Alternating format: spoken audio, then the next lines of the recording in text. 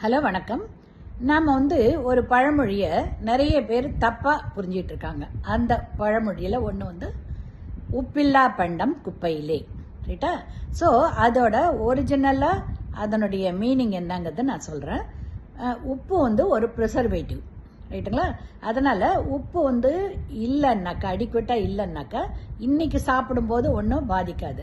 ஆனால் நாள்பட நம்ம ப்ரிசர்வ் பண்ணணும்னாக்கா அது கெட்டு போயிடும். அப்போது குப்பையில் கொட்ட வேண்டியிருக்கும். அதனால் ரொம்ப நாள் வச்சிருக்கிற ஊறுகாய், ரைட்டுங்களா, அப்பளம், அப்புறம் கருவாடு, அப்புறம் இந்த உப்பு கண்டம், இது எல்லாத்தையுமே ரொம்ப நாள் வச்சுருப்போம். அந்த ரொம்ப நாள் வைக்கணும்னா அஸ் அ ப்ரிசர்வேட்டிவ் நம்ம சீப் அண்ட் பெஸ்ட் ப்ரிசர்வேட்டிவ் உப்பு. அதனால் கொஞ்சம் அதிகமான உப்பு போட்டால் தான் அதெல்லாம் ரொம்ப நாள் கெடாமல் இருக்கும். ஏன்னா கெட்டு போச்சுன்னா குப்பையில் போட்டுருவோம். ஸோ அது ரொம்ப நாள் கெடாமல் இருக்கிறதுக்காக நம்ம உப்பு யூஸ் பண்ணுறோமே தவிர நம்ம ரெகுலர் ஃபுட்டில் உப்பு நிறைய போடணும்னு அவசியம் கிடையாது, ரைட்டுங்களா? அதனால் உப்பு குறைச்சலாக இருந்தால் உங்கள் அம்மாட்டியோ இல்லை ஒய்ஃப்கிட்டயோ உப்பில்லா பண்ண குப்பையில் நீ உப்பே போடலை, சரியா, ரொம்ப கம்மியாக இருக்குது, அதனால் நான் குப்பையில் கொட்டணும்னு நினைக்கிட்டு சண்டை பிடிக்காதுங்க. ஒரு விதத்தில் உப்பை நம்ம குறைச்சலாக சாப்பிட்டா தான் நல்லது.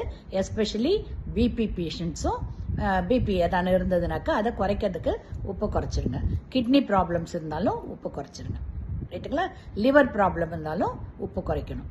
So that is healthy for life. அதனால தான் அவங்களெல்லாம் நாங்கள் ஊறுகாய், அப்பளம், இது கருவாடு, இந்த மாதிரி ஐட்டம்ஸ் எல்லாம் உப்பு எக்ஸஸாக இருக்கிறத சேர்க்காதீங்கன்றோம், ரைட்டுங்களா? அதனால் உப்பில்லா பண்டம் குப்பையிலேங்கிறது லாங் ரன்னில் இருக்கக்கூடிய தின்பண்டங்களை உப்பு போட்டு வச்சாதான் அது கெடாமல் இருக்கும். கெட்டு போச்சுன்னா குப்பையில் போட போகிறோம். புரியுதுங்களா?